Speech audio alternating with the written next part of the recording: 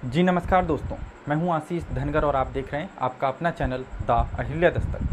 साथियों, लंबे समय से द अहिल्या दस्तक बहुजन समाज की आवाज़ को बुलंद कर रहा है और आप लोगों से हमेशा एक उम्मीद रहती है कि आप लोग बहुजन समाज की आवाज़ को बुलंद करने में हमारी सहायता करेंगे। साथियों, चैनल पर एक मेंबरशिप रखी गई है जो 29 रुपये महीने के हिसाब से है। आप लोग चाहें तो आप लोग चैनल की मेंबरशिप को ज्वाइन करके चैनल को सपोर्ट भी कर सकते हैं।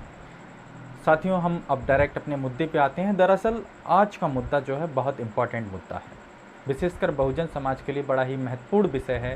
स्वामी प्रसाद मौर्य को लेकर के बड़ा महत्वपूर्ण विषय है।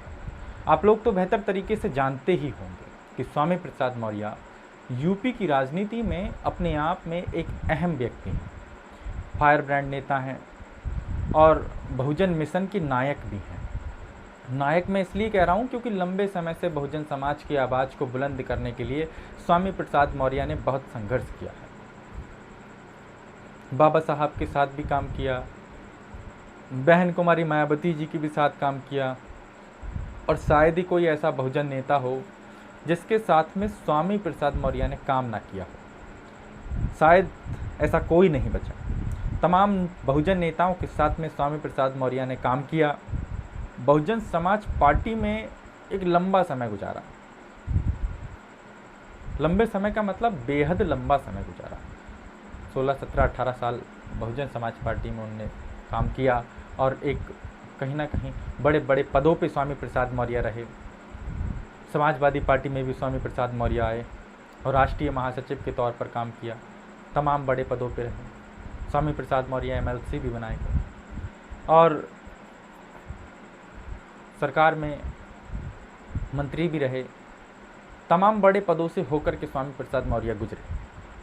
लेकिन उसके बावजूद भी स्वामी प्रसाद मौर्य को ऐसा लगा कि अभी भी बहुजनों का भला उस प्रकार से नहीं हो पा रहा है, उनकी ताकत और पावर बहुजनों के लिए पूर्ण रूप से इस्तेमाल नहीं हो पा रही। इस 85% तबके की आवाज़ को उठाने के लिए स्वामी प्रसाद मौर्य ने 24 के लोकसभा चुनाव में एक कदम और उठाया। 22 के चुनाव में वो बात नहीं आ पाई तो स्वामी प्रसाद मौर्य ने 24 के चुनाव में एक अलग कदम उठा लिया। तमाम बयानों के लिए स्वामी प्रसाद मौर्य कहीं ना कहीं चर्चाओं में रहे। चर्चा ये भी थी कि स्वामी प्रसाद मौर्य बहन कुमारी मायावती जी से हाथ मिलाने का प्रयास कर रहे हैं मौजूदा टाइम में। लेकिन मौजूदा समय को देखते हुए स्वामी प्रसाद मौर्य का वो भी कार्य सफल ना हो सका। तमाम कोशिशों के बावजूद भी स्वामी प्रसाद मौर्य बहन जी के साथ खुल कर के नहीं आए अभी तक। बहन जी भी यूपी की बड़ी लीडर रही हैं। तमाम सोशल मीडिया चैनल इस बात की आवाज़ उठा रहे हैं कि किसी भी तरह से राष्ट्रीय सोशलिस्ट समाज पार्टी और बहन कुमारी मायावती जी एक साथ आ जाएं। इनके एक साथ आने से यूपी की राजनीति निश्चित तौर पर बदल जाएगी, क्योंकि चर्चा ये भी चली थी कि पल्लवी पटेल भी बहन कुमारी मायावती जी के संपर्क में आ रही हैं, क्योंकि उन्होंने PDM का मोर्चा बनाया, वो भी सफल नहीं हो पाया। बहन जी भी साल 2007 के बाद से लगातार इनका ग्राफ गिरता चला जा रहा है। लेकिन इनके एक बड़े तबके को चंद्रशेखर आज़ाद रावण कवर कर रहे हैं, इसमें कोई दो राय नहीं है। दलितों का वोट बैंक बहुत बड़ी तादाद में उनको जा रहा है।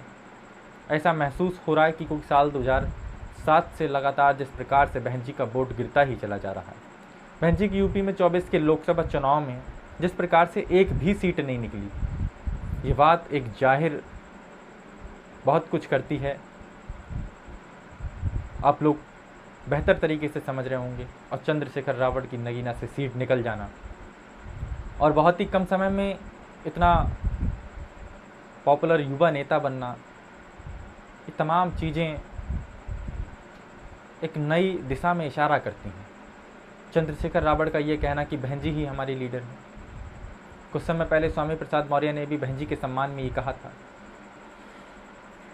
लेकिन एक तरफ स्वामी प्रसाद मौर्य, एक तरफ चंद्रशेखर रावण और एक तरफ बहन कुमारी मायावती जी, ये तीन बड़े चेहरे के रूप में उत्तर प्रदेश के अंदर बहुजन समाज राजनीति में देखे जा रहे हैं। लेकिन आखिर ऐसा क्यों नहीं हो पा रहा है कि स्वामी प्रसाद मौर्य बहन जी के साथ आ जाए?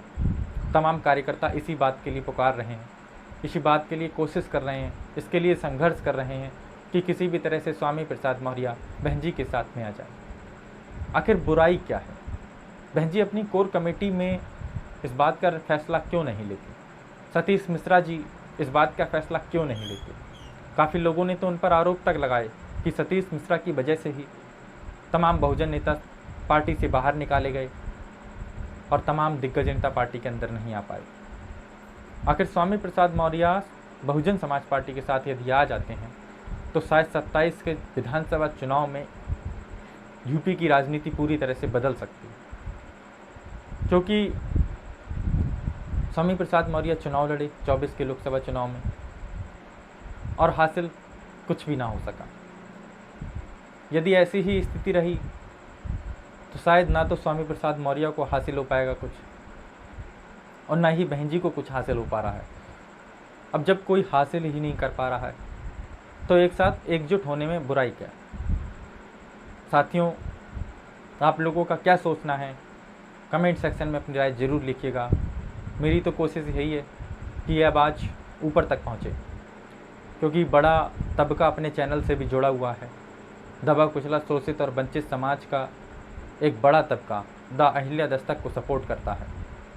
साथियों, वीडियो अच्छी लगी हो तो चैनल को लाइक एंड सब्सक्राइब करना बिल्कुल ना भूलें। हम फिर मिलेंगे एक नए वीडियो एक नए टॉपिक के साथ में। तब तक के लिए जय हिंद, जय भारत।